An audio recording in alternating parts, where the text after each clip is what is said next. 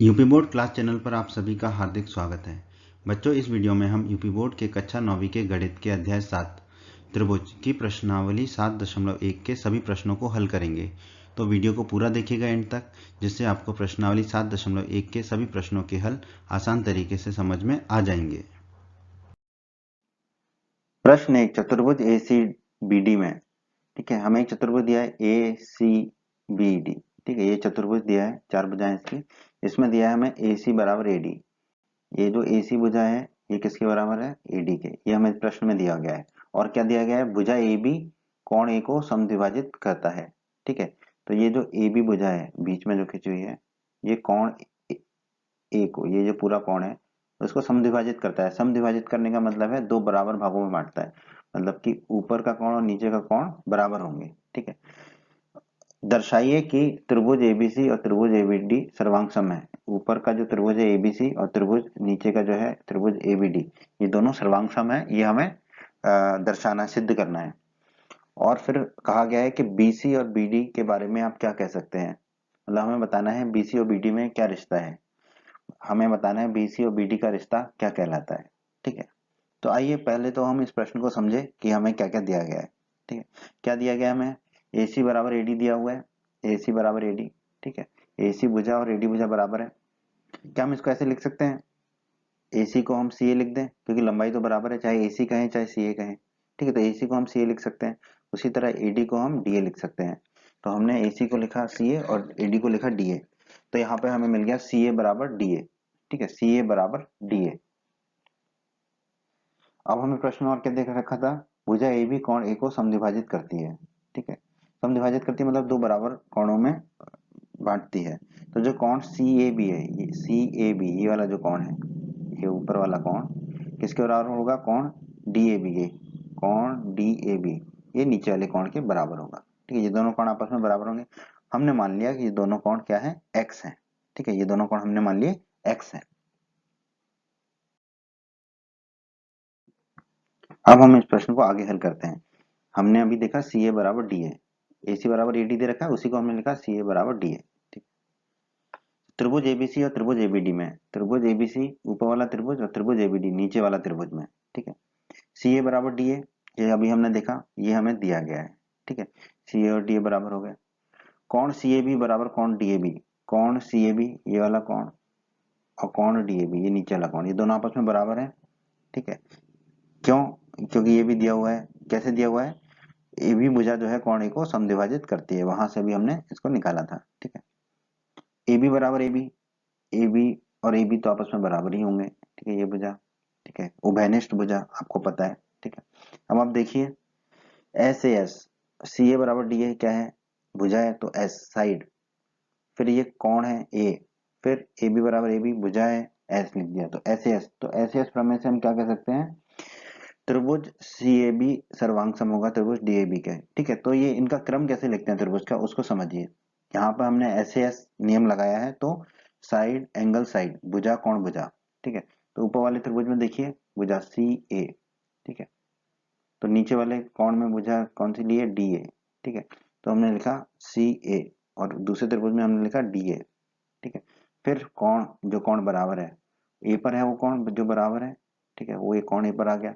फिर अगली भुजा तो ए बीच में आ गया, ये हमने बीच में लिख दिया। ठीक है, और अगली भुजा जो बराबर है वो क्या है? A B. ठीक है, तो हमने लिख दिया ए बी, ए बी दोनों त्रिभुजों में। तो इस तरह से हमने इसको सर्वांगसम सिद्ध किया। त्रिभुज सी ए बी सर्वांगसम होगा त्रिभुज डी ए बी के। ठीक है, तो इनका क्रम बहुत आवश्यक है, हम किसी भी क्रम में नहीं लिख सकते हैं इसको, क्रम आवश्यक है। ठीक है, तो ये किस नियम से हुआ? एस ए एस नियम के द्वारा, यहाँ पर हमने लिख दिया। पर क्या हमें ये सिद्ध करना था? नहीं, हमें ये सिद्ध नहीं करना था। पर सी ए बी एक सर्वांगसम है डी ए बी के, तो इनका क्रम हम जो है चक्रीय क्रम बना सकते हैं। ठीक है, तो ए बी लिखा, और जो सी पीछे है उसको हम आगे ला सकते हैं, तो हो गया ए बी सी। ठीक है, और डी ए बी है तो जैसे सी को आगे ला उसी तरह डी को फिर आगे लाना पड़ेगा, तो हो जाएगा ए बी डी। तो हम कह सकते हैं त्रिभुज ए बी सी और त्रिभुज ए बी डी सर्वांगसम होंगे। यही हमें सिद्ध भी करना था। ठीक है, तो कह सकते हैं कि ये हमारा पहले भाग का उत्तर हो गया इस प्रश्न के। अब जब हमने सिद्ध कर दिया त्रिभुज एबीसी और त्रिभुज एबीडी सर्वांग सम है तो इनकी संगत भुजाएं और संगत कोण भी बराबर होंगे। तो आप ऐसे ही देखिए, इसमें भुजा एसी और एडी बराबर दे रखे थे, ठीक है। एसी भुजा और एडी भुजा बराबर दे रखे थे। एबी भुजा दोनों में कॉमन है, बराबर है, एबी बराबर है, ठीक है। तो अगली भुजा कौन सी बची त्रिभुज की तीसरी भुजा बीसी और बीडी, तो ये दोनों भी आपस में बराबर होंगे, तो बीसी बराबर होगा बीडी के, ठीक है। और इसको आप सर्वांग समता से भी देखिए, बीसी और बीडी आखिरी के दोनों हैं, बीसी और बीडी, ठीक है, ये दोनों आपस में बराबर होंगे। कैसे? सीपीसीटी, सीपीसीटी का हिंदी में मतलब आपको पता है, सर्वांगसम त्रिभुजों के संगत भाग बराबर होते हैं। तो यहाँ पर सर्वांगसम त्रिभुजों की संगत भुजाएं भी बराबर होंगी। तो हम कह सकते हैं बीसी और बीडी में क्या रिश्ता है, बीसी और बीडी आपस में बराबर लंबाई के हैं। तो यही हमारे इस प्रश्न का, इस भाग का उत्तर हो गया। प्रश्न 2, एबीसीडी एक चतुर्भुज है। ए बी सी डी ये एक चतुर्भुज है जिसमें एडी बराबर बीसी है। एडी ये भुजा, एडी ये भुजा किसके बराबर है, बीसी के बराबर है, ठीक है। ये दोनों भुजा आपस में बराबर है। और कोण डीएबी, कोण डीएबी ये वाला जो कोण है डीएबी, ये कोण किसके बराबर है, कोण सीबीए के, सीबीए ये इस कोण के बराबर है। ये हमें दिया गया है प्रश्न में, ठीक है।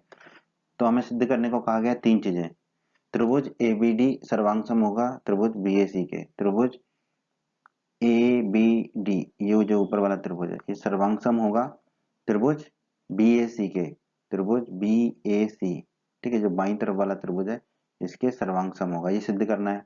और क्या सिद्ध करना है, भुजा बीडी बराबर भुजा एसी, बीडी जो भुजा है, ये जो भुजा है वो भुजा एसी के बराबर होगी, ये सिद्ध करना है।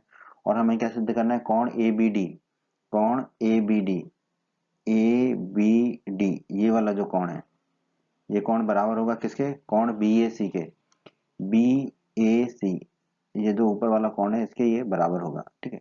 ये हमें सिद्ध करना है। आइए तो सबसे पहले हम लिख लेते हैं जो भी हमें दिया गया है।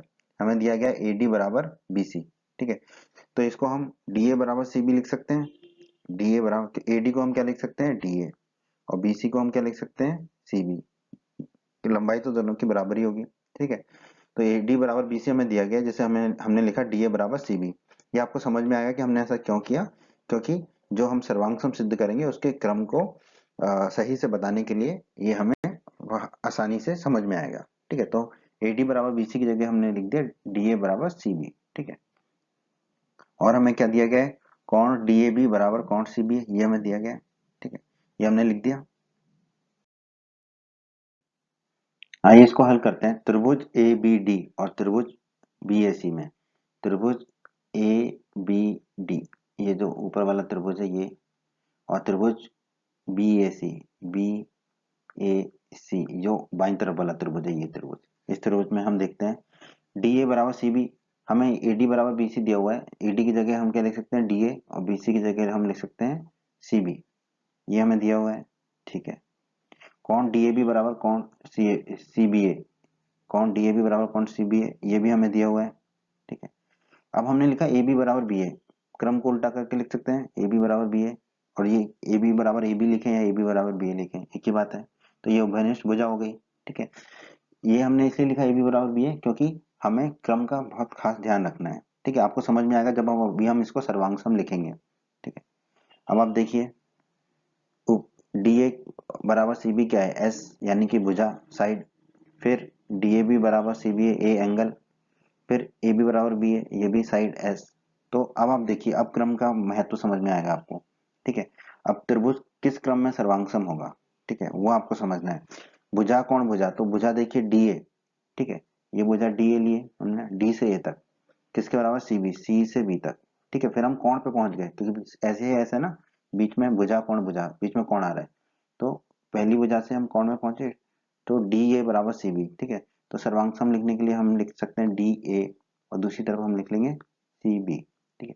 फिर हमारा कोण आ गया ए, कोण डी ए बी बराबर कोण सी बी है, ये कोण हो गया, ठीक है, ये हो गया। अब कौन सी भुजा बराबर है, ए बी बराबर बी है, ठीक है। यहाँ पे हम ए से बी तक जाएंगे और बाईं तरफ वाले कोण के लिए हम जाएंगे बी से ए तक, ठीक है। तो ए के बाद क्या आएगा बी, ए के बाद बी आएगा, और दूसरी बराबर में बी के बाद क्या आएगा ए, बी के बाद आ गया ए, ये दोनों त्रिभुज क्या होंगे, सर्वांग सम होंगे। तो हम लिख सकते हैं त्रिभुज डीएबी सर्वांग सम होगा त्रिभुज सीबीए के। किस नियम से? एसएएस के नियम से, साइड एंगल साइड के नियम द्वारा। ठीक है, अब हमें सिद्ध करना था एबीडी सर्वांग सम है बीएसी के। ठीक है, तो एबीडी करना है तो डी को हम आगे ले आएंगे एबी के, तो फिर हमें सी को भी आगे लाना होगा बीए के। तो हम कह सकते हैं ए बी डी सर्वांग सम होगा हमारा बीएसी के, बीएसी के। और यही हमें सिद्ध करना था, तो ये हमारे पहले भाग का उत्तर हो गया दोस्तों। सिद्ध किया त्रिभुज एबीडी सर्वांग सम है त्रिभुज बीएसी के। ठीक है, तो हम कह सकते हैं बीडी बराबर एसी, बीडी बराबर एसी, क्योंकि सर्वांग त्रिभुजों के संगत भाग जो है वो बराबर होंगे, सीपीसीटी अंग्रेजी में इसे हम लिखते हैं। ठीक है, तो ये हमारा उत्तर हो गया दूसरे भाग का, जो हमें सिद्ध करना था बीडी बराबर एसी, क्योंकि एबीडी और बीएसी त्रिभुज सर्वांग सम है तो इनकी संगत भुजाएं भी बराबर होंगी दोनों कोणों की। तो बीडी जो संगत भुजा है वो किसके बराबर होगी? एसी के। बीडी जो भुजा है वो किसके बराबर होगी? एसी के। बीडी भुजा जो है वो बराबर हो जाएगी एसी के।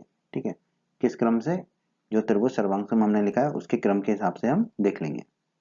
ठीक है, तो जो तीसरे भाग में दिया गया है कौन एबीडी बराबर कौन बीएसी होगा। अब आप इसको भी सर्वांग सम त्रिभुज के क्रम में देखिए, ए बी डी बी ए सी, तो कौन संगत कौन भी बराबर होंगे सर्वांग सम त्रिभुजों के, तो हम लिख देंगे सीपीसीटी। ठीक है, और यही हमारा उत्तर होगा जो हमें सिद्ध करना था। ठीक है, सर्वांग सम त्रिभुजों के संगत भाग बराबर होते हैं, अर्थात सर्वांग सम त्रिभुजों की संगत भुजाएं बराबर होंगी और संगत कोण बराबर होंगे। तो संगत भुजाओं और संगत कोण का क्रम के लिए सर्वांग सम त्रिभुजों का क्रम बहुत महत्वपूर्ण हो जाता है।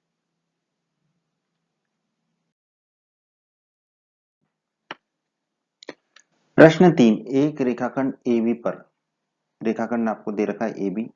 ठीक है, ये रेखाखंड है AB पर AD और BC दो बराबर लंब रेखाखंड है।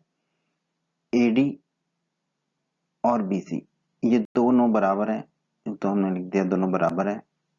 और लंब रेखाखंड है, लंब, लंब का मतलब होता है 90 डिग्री, तो ये 90 डिग्री का कोण बना रहे हैं AB पर। ठीक है, दोनों ही BC और AD दोनों 90 डिग्री के कोण बना रहे हैं AB के साथ।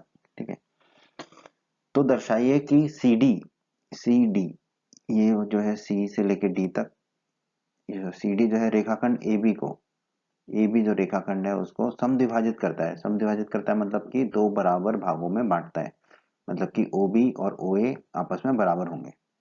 ठीक है, तो इसको हल करते हैं, तो जो दिया गया है उसको लिख लेते हैं हम पहले। AD और BC बराबर है, ये दिया गया AD बराबर BC लिख लिया हमने। ठीक है, और दिया गया है कोण A, ये जो कोण है A और कोण B ये दोनों भी बराबर हैं, और ये दोनों कितने डिग्री के हैं? 90 डिग्री के हैं, क्योंकि AD और BC जो है वो लंब रेखाखंड है, तो दोनों कोण कितने के होंगे? 90 डिग्री के होंगे। ठीक है, ये दिया गया, और हमें सिद्ध क्या करना है कि AB को दो बराबर भागों में बांटता है CD, तो OA जो है वो OB के बराबर होगा, OA बराबर होगा OB के। ठीक है, ये हमें सिद्ध करना है। आइए, त्रिभुज OAD, त्रिभुज OAD नीचे वाला त्रिभुज, और त्रिभुज OBC ऊपर वाला त्रिभुज। ठीक है, इन दोनों त्रिभुजों में कोण AOD, कोण AOD, कोण AOD, ये वाला कोण, नीचे वाला कोण O का नीचे वाला कोण बराबर होगा कोण BOC के, ऊपर वाले कोण के। क्या आप बता सकते हैं कैसे? ये आपने पढ़ रखा है अध्याय 6 में। ये दोनों क्या है? शीर्षाभिमुख कोण है, और शीर्षाभिमुख कोण आपस में बराबर होते हैं। ठीक है, तो इसका कारण लिख दिया हमने, शीर्षाभिमुख कोण है। ठीक है, अब चलते हैं, कोण A और कोण B बराबर है। कोण A और कोण B ये दोनों आपस में बराबर, क्योंकि ये दोनों कितने के हैं? 90 डिग्री के हैं। कोण A बराबर कोण B है, तो ये हमें दिया गया है प्रश्न में। ठीक है, और AD बराबर BC ये भी हमें प्रश्न में दिया गया है। ठीक है, तो आप देखेंगे एंगल, ये जो शीर्षाभिमुख कोण थे, कोण AOD बराबर कोण BOC, ये क्या है? हमारा एंगल बराबर है। फिर कोण A और कोण B बराबर, तो ये भी एंगल बराबर है। AD बराबर BC, तो ये साइड बराबर है, मतलब कि भुजा बराबर है। तो ये हो गया आपका AAS, कोण कोण भुजा, एंगल एंगल साइड। ठीक है, अब आप इसमें क्रम ध्यान रखिए कि जो पहला कोण है, ठीक है, पहला कोण किस बिंदु पे है? आपका O बिंदु पर है। ठीक है, पहले वाले त्रिभुज में पहला कोण O बिंदु पर है। ठीक है, और दूसरे वाले त्रिभुज में भी पहला कोण जो बराबर है उसके वो कहाँ पर है, ओ बिंदु पर है। ठीक है, तो हमने ओ लिख दिया दोनों तरफ। ठीक है, दूसरा कोण जो 90 डिग्री का है वो पहले त्रिभुज में कहाँ पर है, ए पर है, तो हम लिख देंगे ए। दूसरे त्रिभुज में 90 डिग्री का कोण जो बराबर है ए के वो कहाँ पर है, बी। ठीक है, और जो भुजा है वो ए डी, पहले वाले त्रिभुज में ए डी है तो ए के बाद क्या आएगा, डी। दूसरे वाले त्रिभुज में बी के बाद क्या है, भुजा कौन सी बराबर, बी सी, तो ये हो जाएगा सी। और इन दोनों के बीच में हम लगा देंगे सर्वांग सम। तो हम कह सकते हैं कि त्रिभुज ओएडी सर्वांग सम है त्रिभुज ओबीसी के। ठीक है, किस नियम से, एएस के नियम से। ठीक है, ये हो गया। अब आप देखिए, अगर ओईडी त्रिभुज और ओबीसी त्रिभुज सर्वांग सम है तो इनके संगत भाग भी बराबर होंगे, यानी कि संगत भुजाएं और संगत कोण बराबर होंगे। तो इनकी संगत भुजाएं देख लेते हैं। ओ ए, पहले त्रिभुज में देखिए ओ ए, दूसरे त्रिभुज में ओ बी, ये दोनों आपस में बराबर होंगे क्रम के हिसाब से, तो ओ ए बराबर ओ बी होगा। किस नियम से, सीपीसीटी। सीपीसीटी को हिंदी में हम क्या बोलते हैं, सर्वांगसम त्रिभुजों के संगत भाग बराबर होते हैं। और यही हमें सिद्ध करना था, तो यही हमारे इस प्रश्न का उत्तर हो गया दोस्तों। प्रश्न 4, हमें दिया गया है एल और एम दो समांतर रेखाएं हैं। ठीक है, एल और एम जो है वो दो समांतर रेखाएं हैं। ठीक है, ये जो रेखा एल है और ये जो रेखा एम है, ये दोनों क्या है, समांतर रेखाएं हैं, जिन्हें दो समांतर रेखाएं पी और क्यू, तो इसका मतलब है रेखा पी और रेखा क्यू, ये दोनों रेखाएं भी आपस में समांतर है। ठीक है, ये प्रतिच्छेद करती है मतलब काटती हैं। तो दर्शाइए, सिद्ध कीजिए त्रिभुज एबीसी और त्रिभुज सीडीए जो है सर्वांगसम होंगे। त्रिभुज ए बी सी, ये त्रिभुज सर्वांगसम होगा। त्रिभुज सी डी ए, क्रम याद रखिएगा, इसी क्रम में सर्वांगसम होना जरूरी है। ठीक है, तो आइए अब हम इस प्रश्न को हल करते हैं।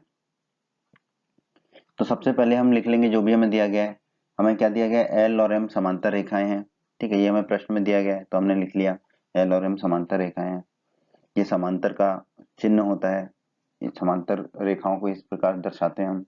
और P और Q भी हमें समांतर दे रखा है, समांतर रेखाएं दे रखा है, तो P और Q को भी हमने लिख लिया, ये दोनों समांतर रेखाएं हैं। अब त्रिभुज ABC और त्रिभुज CDA में, त्रिभुज ABC और त्रिभुज CDA, ठीक है, ये दोनों हमें सर्वांग सिद्ध करने, तो अब इन त्रिभुजों में देखते हैं। ठीक है, क्रम बहुत महत्वपूर्ण होता है इसलिए इसको समझिएगा। कोण BAC बराबर कोण DCA, कोण BAC ये वाला जो कोण है, कोण BAC है, और ये दूसरा कोण क्या है आपका, कोण DCA, ये दोनों कोण बराबर होंगे। क्यों बराबर होंगे, क्योंकि ये दोनों क्या है, एकांतर अंतःकोण है। एकांतर अंतःकोण है, पर किस वजह से है, क्योंकि जो आपको दिया गया है P और Q, P और Q ये दोनों क्या दे रखी हैं आपको, समांतर रेखाएं दे रखी हैं। P और Q समांतर रेखाएं हैं। ठीक है, तो ये दोनों कोण बराबर होंगे, क्योंकि दोनों कोण क्या है, समांतर रेखाओं के एकांतर अंतःकोण है। और ये हमने अध्याय 6 में पढ़ा था कि दो समांतर रेखाओं के एकांतर अंतःकोण बराबर होते हैं। अब हमने लिखा AC बराबर CA, AC बराबर CA, क्योंकि हमें एक क्रम बनाना है इसलिए हमने AC बराबर CA लिखा, क्योंकि AC हो या C हो वो एक ही लंबाई है, दोनों की बराबर है। और ये भुजा क्या है, उभयनिष्ठ है।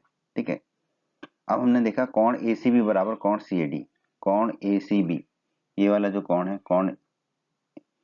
कोण ACB, नीचे वाला कोण है कोण ACB और ऊपर वाला कोण है कोण CAD। ठीक है, ये दोनों कोण आपस में बराबर होंगे। क्यों, क्योंकि ये दोनों कोण क्या, एकांतर अंतःकोण है, एकांतर अंतःकोण है। और जो भुजा आपकी एल और एम है, जो रेखाएं एल और एम है वो क्या है, समांतर रेखाएं दे रखी हैं, एल और एम समांतर रेखाएं हैं। तो हमें पता है समांतर रेखाओं के एकांतर अंतःकोण बराबर होते हैं। समांतर, तो ये दोनों कोण बराबर होंगे आपके, कोण एसीबी बराबर कोण सीएडी। ठीक है, अब आप देखिए जो बीएससी बराबर डीसीए था वो क्या है, कौन है, तो ए लिख दिया एंगल। एसी बराबर सी है, भुजा है तो साइड एस लिख दिया। एसी भी बराबर सी ए डी है तो ये भी कौन है, तो इसको एंगल ए लिख दिया। तो हम कह सकते हैं ए ऐसे प्रमेय से, ठीक है, ए ऐसे प्रमेय से, ए ऐसे नियम से। ठीक है, त्रिभुज ए सी बी सर्वांग सम होगा त्रिभुज सी ए डी की। ठीक है, अब आप इसको समझिए, त्रिभुज सी ए डी, तो जो पहला त्रिभुज है त्रिभुज एबीसी, ठीक है, उसमें कौन सा कोण बराबर है आपका, कोण ए, ये कोण बराबर है। और दूसरे त्रिभुज कोण सी डी ए में कौन सा कोण बराबर है, कोण सी। ठीक है, तो पहले में हम लिख देंगे ए, दूसरे में हम लिख देंगे सी। ठीक है, फिर ए सी बराबर सी ए है, तो ए के बाद क्या आ जाएगा, सी, सी आ गया। दूसरे में सी के बाद क्या आ जाएगा ए, सी ए आ गया। अब आखिरी में देखिए ए सी बी और यहाँ पर है सी ए डी, तो इसको हम लिख देंगे ए सी बी और सी ए डी, और जो बच गया अंतिम में वही आ जाएगा आपका बी और डी। ठीक है, तो हम कह सकते हैं त्रिभुज एसीबी सर्वांग सम है त्रिभुज सी ए डी के। ठीक है, किस नियम से? ए एस ए नियम से। ठीक है, लेकिन हमें सिद्ध करना है एबीसी बराबर सी डी है, सर्वांग सम है। ठीक है, तो हम कह सकते हैं एबीसी सर्वांग सम सी डी होगा। क्यों? क्योंकि हमें बस क्रम को ही बदलना है। ठीक है, जो बी दे रखा है उसको बीच में ले आएंगे और सी जो दे रखा है उसको अंत में ले जाएंगे, तो ये बन जाएगा ए बी सी। तो अगर ऐसा किया तो दूसरी तरफ भी वैसा ही करना पड़ेगा, सी तो वैसा ही रहेगा, डी को बीच में ले आएंगे और ए को आखिरी में ले जाएंगे, आखिरी वाले को बीच में ले आएंगे और बीच वाले को आखिरी में ले जाएंगे। यही हमने एबीसी में किया था। ठीक है, तो ये त्रिभुज एबीसी और त्रिभुज सीडीए दोनों त्रिभुज क्या हो गए? सर्वांग सम हो गए, और यही हमें सिद्ध करना था। तो यही हमारे इस प्रश्न का उत्तर भी है।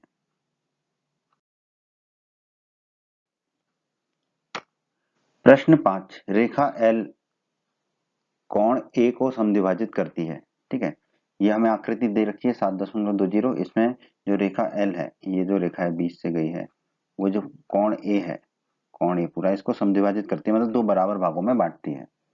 ठीक है, और बी रेखा एल पर स्थित एक बिंदु है। ठीक है, ये जो है वो रेखा एल पर एक बिंदु है। किस प्रकार के? बीपी और बीक्यू, बीपी नीचे और ये बीक्यू जो है कोण ए की भुजाओं पर लंब है। कोण ए की भुजाएं, कोण ए की भुजाएं कौन सी हैं? नीचे वाली भुजा एपी और ए क्यू, कोण ए की ये भुजाएं हैं, इन पर लंब है, मतलब कि ये 90 डिग्री के, कोण पी और कोण क्यू जो है 90 डिग्री के। ठीक है, ये हमें दिया गया है। तो हमें बताना है, दो भाग हैं इस प्रश्न के। पहले भाग में हमें बताना है त्रिभुज ए पी बी, त्रिभुज ए पी बी, ये वाला जो त्रिभुज है नीचे वाला, ये सर्वांग सम होगा त्रिभुज ए क्यू बी के। त्रिभुज ए क्यू बी ऊपर वाले त्रिभुज के सर्वांग सम होगा। त्रिभुजों के क्रम को ध्यान से याद रखना है हमें, मतलब ध्यान देना है। और दूसरे भाग में हमें बताना है बीपी बराबर बीक्यू है, बीपी और बीक्यू की लंबाई बराबर होगी, अर्थात बिंदु बी जो है कोण की भुजाओं से समदूरस्थ है। ठीक है, एक ही बात है, बीपी बराबर बीक्यू हमें सिद्ध करना है। तो आइए इस प्रश्न को हल करने से पहले पहले जो प्रश्न में दिया गया है उसको हम लिख लेते हैं। क्या दिया गया हमें? रेखा एल कोण ए को समद्विभाजित करती है, अर्थात कोण बी ए पी, कोण बी ए पी ये वाला कोण, ठीक है, नीचे वाला कोण, और कोण बी ए क्यू ऊपर वाला कोण बी ए क्यू, ये दोनों आपस में बराबर होंगे। तो हमने मान लिया ये दोनों एक्स हैं, दोनों आपस में बराबर हैं, तो दोनों को एक्स मान लिया। ठीक है, और हमें क्या दे रखा है? बीपी और बीक्यू कोण ए की भुजाओं पर डाले गए लंब हैं। ठीक है, तो इससे हम क्या निष्कर्ष निकाल सकते हैं? कोण पी, ये नीचे वाला कोण पी और कोण क्यू ऊपर वाला कोण क्यू 90 डिग्री होगा, क्योंकि लंब है। ठीक है, तो ये हमने लिख दिया, ये दोनों कोण 90 डिग्री के होंगे। तो अभी हमने लिख लिया कि क्या क्या हमें प्रश्न में दिया गया है। आइए अब हम प्रश्न के पहले भाग को हल करते हैं। त्रिभुज एपीबी और त्रिभुज एक्यूबी में, त्रिभुज एपीबी ये वाला नीचे वाला, त्रिभुज एक्यूबी ऊपर वाला, इसमें कोण P बराबर कोण Q बराबर 90 डिग्री, ये दोनों कोण 90 डिग्री के हैं। ये हमें प्रश्न में ही दिया गया है, क्योंकि BP और BQ क्या है? कोण A की भुजाओं पर B से डाले गए लंब है, लंब है मतलब 90 डिग्री के कोण है। ठीक है, कोण BAP बराबर कोण BAQ, कोण BAP बराबर कोण BAQ, ये X जो कोण है ये बराबर है। क्यों? क्योंकि रेखा L कोण A को समद्विभाजित करती है, रेखा L जो है कोण ए को समद्विभाजित करती है, मतलब कि दो बराबर भागों में बांटती है। तो वो दोनों भाग आपस में बराबर होंगे, यानी कि ये दोनों कोण आपस में बराबर होंगे। ये भी हमें प्रश्न में दिया गया है। ठीक है, और भुजा ए बी बराबर भुजा ए बी तो ए बी के बराबर ही होगा, इसका कारण है उभयनिष्ठ, कॉमन है ये भुजा। ठीक है, अब आप देखिए कोण पी बराबर कोण क्यू, ये क्या कोण है? तो ए लिख दिया एंगल, फिर दूसरा भी कोण बी ए पी बराबर कोण बी ए क्यू, ये भी कोण है तो लिख दिया हमने ए बी बराबर ए बी, ये क्या भुजा है तो हमने लिख दिया एस साइड, तो ये हो गया आपका ए एस। ठीक है, तो ए एस नियम से आप क्या कह सकते हैं? पी ए बी, त्रिभुज पी ए बी बराबर त्रिभुज क्यू ए बी। ठीक है, इसको आप ऐसे देखिए, कोण पी कोण ए कोण और फिर ए बी भुजा, तो ये आपका होगा पी ए बी। उसी तरह दूसरे त्रिभुज त्रिभुज ए क्यू बी में आप देखिए कोण क्यू, ये वाला कोण हो गया, फिर कोण आपका ये वाला ए वाला, फिर भुजा ए बी, तो ये हो जाएगा आपका क्यू ए बी। ठीक है, ये हो जाएगा आपका क्यू ए बी। तो ये दोनों त्रिभुज क्या हो जाएंगे, सर्वांग सम। ठीक है, इनका क्रम बहुत आवश्यक है। किस नियम से होगा ये सर्वांग सम, ए एस नियम के द्वारा होगा सर्वांग सम। अब आप देखिए, अब हम कह सकते हैं त्रिभुज एपीबी बराबर सर्वांग सम त्रिभुज ए क्यू बी के। कैसे, देखिए ए को बीच में जो ए है उसको हमने पहले कर दिया, और बीच में जो पहले वैसा बदल दिया, और बी को वैसा ही रहने दिया। ठीक है, बी को हमने वैसे ही रहने दिया। तो दूसरी तरफ भी हम वैसे ही करेंगे, जो बीच में है उसको पहले कर देंगे, जो पहले है उसको बीच में कर देंगे, और जो तीसरा है उसको वैसे ही रख देंगे। तो हो जाएगा त्रिभुज एपीबी सर्वांग सम त्रिभुज ए क्यू बी के। और यही हमारे प्रश्न का उत्तर है, यही हमें सिद्ध करना था। तो हमारा पहला भाग सिद्ध हुआ। तो हमने पहले भाग में सिद्ध किया त्रिभुज एपीबी सर्वांग सम है त्रिभुज ए क्यू बी के। ठीक है, जब त्रिभुज सर्वांग सम होंगे तो उसके संगत भाग भी बराबर होंगे, तो संगत भुजाएं भी बराबर होंगी। तो आप देखिए, पहले त्रिभुज में बी पी उल्टा चल रहे हैं, बी पी बराबर, फिर दूसरे त्रिभुज में क्या होगा, बी क्यू। तो हमने लिख दिया बी पी बराबर बी क्यू। कारण क्या लिख दिया इसका हमने, सीपीसीटी। सीपीसीटी का मतलब होता है सर्वांग त्रिभुजों के संगत भाग बराबर होते हैं। तो यहाँ पर सर्वांग त्रिभुजों की संगत भुजाएं बराबर हैं। तो बी क्यू बराबर हो जाएगा, बीपी बराबर हो जाएगा हमारा बी क्यू, बीपी बराबर हो जाएगा हमारा बी क्यू। यही हमें इस प्रश्न 5 के दूसरे भाग में सिद्ध करना था, बीपी बराबर बी क्यू, अर्थात बिंदु बी जो है कोण की भुजाओं से समदूरस्थ है। कोण की भुजा मतलब ये ऊपर वाली भुजा ए क्यू और एपी यहाँ से समदूरस्थ है। ठीक है, यही हमें सिद्ध करना था। तो यही हमारे इस प्रश्न के इस भाग का उत्तर होगा दोस्तों। बच्चों, अगर आप हमारे यूपी बोर्ड क्लास चैनल पर नए हैं और आपने अभी तक हमारे यूपी बोर्ड क्लास चैनल को सब्सक्राइब नहीं किया है, तो जल्दी से सब्सक्राइब बटन को दबाकर यूपी बोर्ड क्लास चैनल को सब्सक्राइब कर लीजिए और बेल आइकन को भी दबा दीजिए। इससे आपको क्या फायदा होगा, जब भी हमारा कोई नया वीडियो आएगा तो उसका नोटिफिकेशन सबसे पहले आपको मिलेगा। और जब भी आप यूट्यूब में वीडियोस को सर्च करेंगे तो आपको हमारे चैनल के वीडियोस ऊपर नजर आने लगेंगे। बच्चों, इस अध्याय के बाकी सभी वीडियोस को देखने के लिए आप कभी भी आई बटन पर क्लिक कर सकते हैं। आई बटन पर क्लिक करने से आपको इस अध्याय के बाकी सभी वीडियोस के लिंक मिल जाएंगे। प्रश्न 6, आकृति 7.21 में हमें दिया है AC बराबर AE। ठीक है, ये जो भुजा है हमारी AC, ए से लेके सी तक, ये किसके बराबर दे रखी है, AE के। ठीक है, AB बराबर AD, AB किसके बराबर दे रखी है, AD के। ठीक है, और दे रखा है कोण BAD बराबर कोण EAC। कोण BAD ये वाला कोण किसके बराबर दे रखा है, कोण EAC के। इस कोण के बराबर दे रखा है। ठीक है, तो हमें सिद्ध करना है, दर्शाइए कि BC बराबर DE होगा।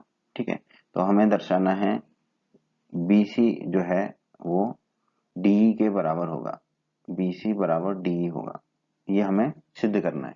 ठीक है, तो सबसे पहले तो हम लिख लेते हैं जो हमें दिया गया है। हमें क्या दिया गया है, AC बराबर AE हमने लिख लिया, और हमें क्या दिया है, AB बराबर AD, ये दिया हुआ है हमें AB बराबर AD। तो क्या हम इसको लिख सकते हैं, BA बराबर DA। बस हमने क्रम को उल्टा किया, लंबाई तो वही रहेगी, AB लिख लो चाहे BA लिख लो, बात तो एक ही है। AB को हम BA लिख सकते हैं और AD को DA लिख सकते हैं। तो हमने लिख लिया BA बराबर DA। ठीक है, ऐसा हमने क्यों किया, क्योंकि हमें प्रश्न को हल करने में आगे आसानी होगी।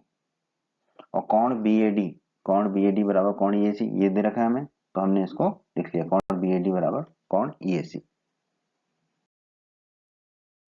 अब हम प्रश्न को हल करते हैं। कोण BAD बराबर कोण EAC, ये तो हमें प्रश्न में ही दिया गया है, कोण BAD बराबर कोण EAC। ठीक है, ये हमें प्रश्न में दिया गया है। अब दोनों तरफ हम कोण DAC को जोड़ लेते हैं, दोनों तरफ DAC, ये वाला जो कोण है आपका, ये कोण है आपका कोण DAC। ठीक है, ये इस कोण को हम दोनों तरफ जोड़ लेंगे। ठीक है, तो हो जाएगा हमारा कोण BAD धन कोण DAC, दाईं तरफ हो जाएगा कोण EAC धन कोण DAC। अब आप ध्यान से देखिए, कोण BAD ये वाला कोण और कोण DAC ये वाला कोण, ये दोनों कोणों को हम जोड़ेंगे तो हमारा क्या आ जाएगा, कोण BAC। ठीक है, BAC आ जाएगा। तो ये आ गया आपका कोण BAC बाईं तरफ, और दाईं तरफ देखिए कोण EAC ये वाला कोण और ये वाला कोण DAC, इन दोनों को जोड़ेंगे तो हमारा क्या बन जाएगा, कोण ये वाला। इस कोण को हम क्या कह देंगे, कोण DAE, यहाँ से DAE, कोण DAE, ये हो जाएगा हमारा कोण DAE। तो ये हो गया कोण BAC बराबर कोण DAE, इसको हमने कह दिया समीकरण 1। अब त्रिभुज ABC और त्रिभुज ADE में, त्रिभुज ABC ये बड़ा त्रिभुज और त्रिभुज ADE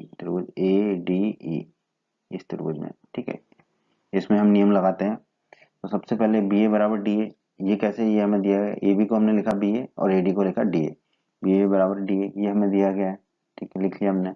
कोण BAC बराबर कोण DAE, कोण BAC बराबर कोण DAE ये हमने अभी समीकरण 1 से निकाला, लिख दिया हमने। और AC बराबर AE ये भी हमें दिया गया है प्रश्न में, AC बराबर AE तो इसको लिख दिया हमने, दिया है। अब देखिए BA बराबर DA ये क्या बुझा है, तो S लिख दिया साइड। फिर कोण BAC बराबर कोण DA एंगल, AC बराबर AE ये बुझा है तो हम लिख देंगे S साइड, ठीक है, तो ये हो जाएगा हमारा SAS, ठीक है। अब इसका क्रम क्या होगा, आप देखिए BA, ठीक है, यहाँ पर है DA, ठीक है, तो हो जाएगा हमारा BA, दूसरी तरफ लिख देंगे हम DA। अब ये कोण A है और यहाँ पर भी कोण A है तो ये A हो गया। फिर क्या है AC, तो A के बाद क्या लिख देंगे C, फिर है AE तो दाईं तरफ A के बाद क्या लिख देंगे E, AE, ये दोनों त्रिभुज क्या हो जाएंगे, सर्वांग। तो यही हमने यहाँ लिख दिया, त्रिभुज BAC सर्वांग सम होगा त्रिभुज DAE का, ठीक है, ये दोनों त्रिभुज सर्वांग सम होंगे, ये हमने यहाँ पर लिख दिया। किस नियम से, SAS नियम के द्वारा, SAS ये अभी हमने देखा SAS नियम के द्वारा, ठीक है। अब अगर ये दोनों त्रिभुज सर्वांग सम है तो इनके संगत भाग भी बराबर होंगे, ठीक है। तो अब देखिए BC बाईं तरफ पहला और आखिरी लिया, तो दाईं तरफ भी पहला और आखिरी लेंगे D और E, तो BC बराबर क्या होगा D, ठीक है, BC बराबर D, और यही हमें दर्शाना था। तो ये BC बराबर D कैसे हुआ, क्योंकि सर्वांगसम त्रिभुजों के संगत भाग बराबर होते हैं, उसको हम अंग्रेजी में लिखते हैं CPCT। ये त्रिभुज BAC और त्रिभुज DAE सर्वांगसम है तो इनकी संगत भाग यानी कि संगत भुजाएं भी बराबर होंगी। तो संगत भुजा के लिए हमने पहला और आखिरी लिया B और C, दाईं तरफ भी पहला लेंगे D और आखिरी लेंगे E, तो BC बराबर D हो जाएगा, कारण इसका CPCT, संगत भुजाएं बराबर होंगी, सर्वांगसम त्रिभुजों की संगत भुजाएं बराबर होंगी। यही हमारे इस प्रश्न का उत्तर भी होगा। प्रश्न 7, AB एक रेखाखंड है और P इसका मध्य बिंदु है, ठीक है, AB एक रेखाखंड है, AB एक रेखाखंड है और P जो है इसका मध्य बिंदु है, ये हमें दिया हुआ है प्रश्न में। फिर क्या दिया, D और E, D और E, D और E रेखाखंड AB के एक ही ओर स्थित दो मध्य बिंदु, एक ही ओर मतलब ऊपर की तरफ स्थित दो बिंदु इस प्रकार हैं कि कोण BAD, कोण BAD, कोण BAD बैड, बैड यानी बुरा, कोण BAD ये वाला जो कोण है वो कोण किसके बराबर है, कोण ABE के, कोण ABE, ठीक है, ये वाले कोण के बराबर है, ये दोनों कोण बराबर दे रखे हैं। और क्या दे रखा है, कोण EPA, कोण EPA ये वाला कोण, ये वाला कोण किसके बराबर है, कोण DPB, कोण DPB, ठीक है, इस कोण के बराबर है, ये दोनों कोण बराबर दे रखे हैं, ठीक है, बस इतना दे रखा है। तो हमें क्या सिद्ध करना है, त्रिभुज DAP, त्रिभुज DAP ये वाला जो त्रिभुज है, ठीक है, ये त्रिभुज सर्वांगसम होगा त्रिभुज EBP के, त्रिभुज EBP इसके सर्वांगसम होगा, ठीक है, ये दोनों त्रिभुज सर्वांगसम होंगे। और दूसरे भाग में हमें कहा गया सिद्ध करो AD बराबर BE, ठीक है, AD जो भुजा है ये भुजा जो है BE के बराबर होगी, ठीक है, इस भुजा के बराबर होगी, ये हमें सिद्ध करना है। तो सबसे पहले तो हम लिख लेते हैं जो हमें दिया गया है, हमें दिया गया है बिंदु P रेखाखंड AB का मध्य बिंदु है, ठीक है, बिंदु P रेखाखंड AB का मध्य बिंदु है, तो AP बराबर क्या हो जाएगा हमारा BP, क्योंकि P जो है AB का मध्य बिंदु है तो AP बराबर हो जाएगा BP, ये हमने लिख दिया, AP बराबर BP। और हमें क्या दिया है, कोण BAD, ये जो है कोण BAD बराबर कोण ABE, तो कोण BAD बराबर कोण ABE लिख दिया हमने। इसको हम और लिख सकते हैं कोण A बराबर कोण B, क्योंकि ये अकेला ही कोण है तो कोण A बराबर कोण B, आसानी होगी हमारे लिए। और दिया हुआ है कोण EPA बराबर कोण DPB, तो हमने लिख दिया कोण EPA बराबर कोण DPB, ठीक है, तो जो दिया गया वो अभी हमने लिख लिया। ये अब हम इस प्रश्न को हल करते हैं, कोण EPA बराबर कोण DPB ये हमें दिया गया है प्रश्न में, तो हमने लिख लिया। अब दोनों तरफ कोण ईपीडी को जोड़ते हैं। कोण ईपीडी कौन सा है? ये वाला कोण है, कोण ईपीडी, ये कोण है, इसको जोड़ते हैं दोनों तरफ, जोड़ सकते हैं दोनों तरफ बराबर चीजों को, तो हो जाएगा हमारा कोण ईपीए धन कोण ईपीडी बराबर कोण डीपीबी धन कोण ईपीडी। अब आप ध्यान से देखिए, ईपीए ये वाला जो कोण है, ईपीए ये कोण और ईपीडी ये लाल वाला कोण, ये दोनों कोण मिलके क्या हो जाएंगे हमारे, बताइए, एपीडी हो जाएगा। तो इसको लिख दिया हमने कोण एपीडी। उसी तरह दाईं तरफ देखिए, कोण डीपीबी, कोण डीपीबी ये नीचे वाला कोण धन ये लाल वाला कोण, ये दोनों कोण मिलके क्या हो जाएंगे, कोण बीपी। ठीक है, तो इसको लिख देंगे हम कोण बीपी। ठीक है, तो इसको हमने लिख दिया कोण बीपी। तो ये हो गया हमारा समीकरण 1।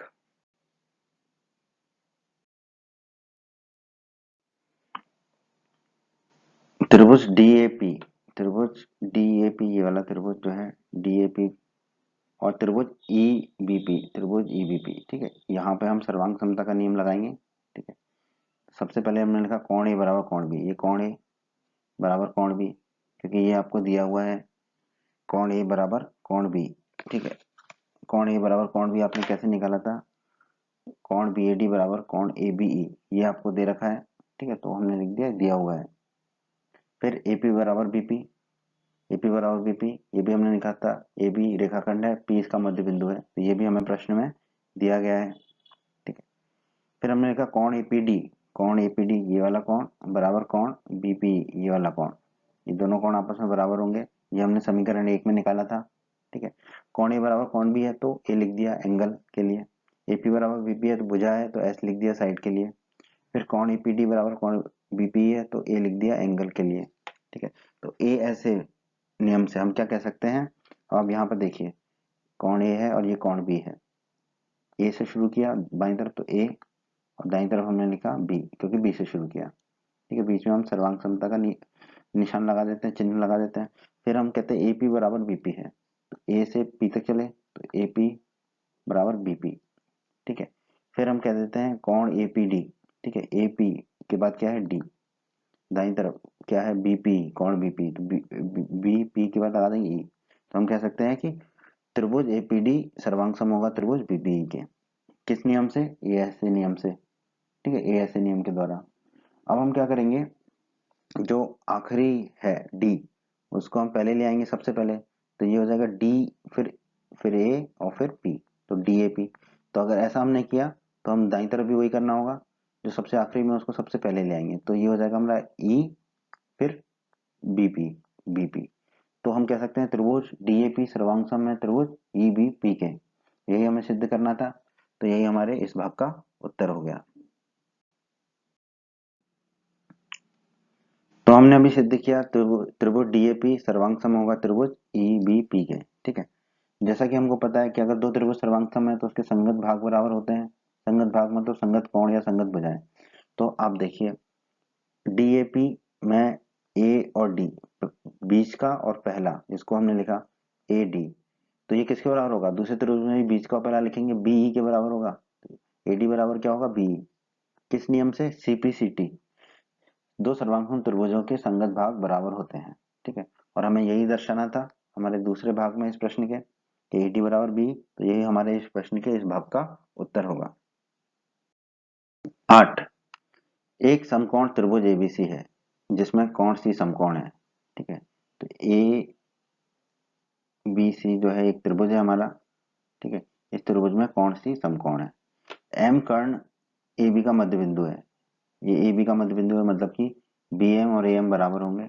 ठीक है, सी को एम से मिलाकर डी तक इस प्रकार बढ़ाया गया, डी तक बढ़ा दिया कि डी एम बराबर सी एम हो, डी एम और सी एम बराबर हो।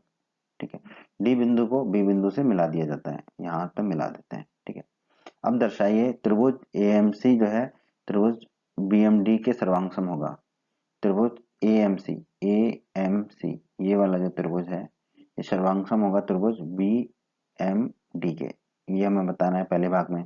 दूसरे भाग में हमें बताना है त्रिभुज डीबीसी एक समकोण होगा, त्रिभुज डीबीसी ये एक समकोण होगा मतलब 90 डिग्री का होगा। तीसरे भाग में हमें बताना है त्रिभुज डीबीसी, त्रिभुज डीबीसी ये वाला त्रिभुज जो है वो त्रिभुज सर्वांग सम होगा त्रिभुज ACB के सर्वांग सम होगा, ये हमें बताना है। और चौथे भाग में हमें बताना CM बराबर 1/2 AB। जो CM है ये जो है CM है, ये AB का आधा होगा। ठीक है, तो इन चारों भागों को हम एक एक करके हल करेंगे। तो हम देखते हैं हमें क्या क्या दिया गया है। हमें दिया गया है कोण ACB बराबर 90 डिग्री। ठीक है, कोण ACB बराबर 90 डिग्री ये दिया हुआ है हमें। कोण ACB बराबर 90 डिग्री हो गया। ठीक है, ये कैसे आया था? क्योंकि हमें दिया हुआ है समकोण त्रिभुज ABC में कोण C क्या है? समकोण है। समकोण मतलब 90 डिग्री है। और हमें क्या दिया है? AM बराबर BM, तो हम लिख देंगे AM बराबर BM। ठीक है, और ये कैसे आया था? क्योंकि M जो है बिंदु, वो कर्ण AB का क्या है? मध्य बिंदु है। मध्य बिंदु है तो AM और BM बराबर होंगे। और MC बराबर MD, क्योंकि हमें दिया है DM बराबर CM, तो DM को हमने लिख दिया MD और CM को हमने लिख दिया MC। ठीक है, तो MC बराबर क्या हो जाएगा? MD। तो ये चीजें हमें दी गई हैं इस प्रश्न में। तो हम पहले भाग को हल करते हैं इस प्रश्न के। त्रिभुज AMC, त्रिभुज AMC, ये वाला जो त्रिभुज है AMC। ठीक है, और त्रिभुज BMD, त्रिभुज BMD इस त्रिभुज में। ठीक है, दोनों कैसे सर्वांग सम होंगे हम देखते हैं। AM बराबर BM। ठीक है, AM बराबर BM ये हमें दिया हुआ है। ठीक है, AM बराबर BM ये हम कैसे कह पाए थे? क्योंकि प्रश्न में दिया हुआ है M कर्ण AB का मध्य बिंदु है। ठीक है, तो ये प्रश्न में ही दिया हुआ है। कोण AMC बराबर कोण BMD, AMC बराबर BMD, ये वाला कोण जो है AMC बराबर BMD, ये कोण बराबर होंगे कैसे? आपको पता होगा, आपने अध्याय 6 के वीडियोस में देखा होगा। हमने अध्याय 6 के वीडियो में बताया था ये दोनों कोण क्या है? शीर्षाभिमुख कोण है, और शीर्षाभिमुख कोण हमेशा बराबर होते हैं। ये दोनों कोण क्या होंगे? आपस में बराबर होंगे। और MC बराबर MD, क्योंकि हमें दे रखा है DM बराबर CM, तो DM को लिखा हमने MD और CM को लिखा MC, तो MC बराबर MD ये भी हमें प्रश्न में ही दिया हुआ है। अब आप देखिए AM बराबर BM, ये साइड है S भुजा, तो हमने S लिख दिया। फिर अगला क्या है? हमारा कोण है, तो हम A लिख देंगे। तीसरा MC बराबर MD क्या है? हमारी भुजा है, तो हम S लिख देंगे। ठीक है, तो SS नियम से अब आप देखिए AM बराबर BM था हमारा, तो हम A से चले M तक, और दूसरे त्रिभुज में हम B से चले M तक। ठीक है, तो हम पहले त्रिभुज में लिख देंगे AM और दूसरे त्रिभुज में हम लिख देंगे BM। ठीक है, सर्वांग सम हम लगा देते हैं। फिर हम कोण देखिए AMC। ठीक है, M वाला कोण आ गया, M वाला कोण आ गया AMC, और BMD M वाला ही कोण आ गया, तो फिर M रहेगा हमारा। ठीक है, फिर भुजा MC, M से C तक, और दूसरे त्रिभुज में भुजा MD। ठीक है, तो फिर लिख देंगे हम C, और यहाँ पे लिख देंगे हम दाईं तरफ D। तो हम कह पाएंगे कि त्रिभुज AMC सर्वांग सम होगा त्रिभुज BMD के। ठीक है, त्रिभुज AMC और त्रिभुज BMD क्या होंगे? सर्वांग सम होंगे। किस नियम से? SAS नियम के द्वारा। और त्रिभुज AMC सर्वांग सम होंगे त्रिभुज BMD के, यही हमें दर्शाना था। तो यही हमारे इस प्रश्न का उत्तर हो गया दोस्तों। इस प्रश्न के इस भाग का उत्तर हो गया। अभी हमने सिद्ध किया त्रिभुज AMC सर्वांग सम है त्रिभुज BMD के। ठीक है, तो इसके संगत भाग भी बराबर होंगे। तो कोण ACM, ठीक है, अब देखिए पहला, आखिरी और बीच का ACM। ठीक है, उसी तरह दाईं तरफ भी होगा, पहला B, आखिरी का D और फिर मध्य का M, तो BDM ये दोनों कोण आपस में बराबर होंगे। ठीक है, तो हम कह देंगे कोण ACM, ये वाला कोण ACM बराबर होगा कोण BDM के, इस वाले कोण के बराबर होगा BDM के। ये दोनों कोण बराबर होंगे किस नियम से? CPCT। CPCT मतलब अगर दो त्रिभुज सर्वांग सम है तो उसके संगत भाग भी बराबर होंगे, तो यहाँ पर संगत कोण बराबर हो रहे हैं। ठीक है, अब आप ध्यान से देखिए कोण ACM और कोण BDM क्या है? ये एकांतर कोण है, ये दोनों एकांतर कोण है। अब देखिए AC को अगर मैं थोड़ा और खींच दूं और BD को थोड़ा और खींच दूं, तो जो BC है ये एक तिर्यक रेखा हो जाएगी, ये एक तिर्यक रेखा है। BC BD एक CD एक तिर्यक रेखा हो गई मेरी, CD एक तिर्यक रेखा हो गई। ठीक है, तो ये दोनों कोण क्या हो जाएंगे? ये दोनों कोण हो जाएंगे मेरे एकांतर कोण, एकांतर कोण। ठीक है, तो हम कैसे पाएंगे कि DB और AC जो है वो समानांतर होंगे। DB और AC, DB भुजा और AC भुजा समानांतर होगी। क्यों? क्योंकि एकांतर अंतःकोण बराबर है। ये हमने प्रमेय 6.3 में पढ़ा था। यदि एक तिर्यक रेखा के दो रेखाओं को इस प्रकार प्रतिच्छेद करे कि एकांतर अंतःकोणों का एक युग्म बराबर हो, तो दोनों रेखाएं परस्पर क्या होती हैं, समांतर होती हैं। तो यहाँ पर हमने देखा कि एकांतर अंतःकोण आपस में बराबर है, तो वो तो दोनों रेखाएं हैं, वो दोनों रेखाएं आपस में क्या होंगी, समानांतर होंगी। तो डीबी जो है वो समानांतर होगी एसी के, ये हमने ज्ञात किया, डीबी और एसी समानांतर है।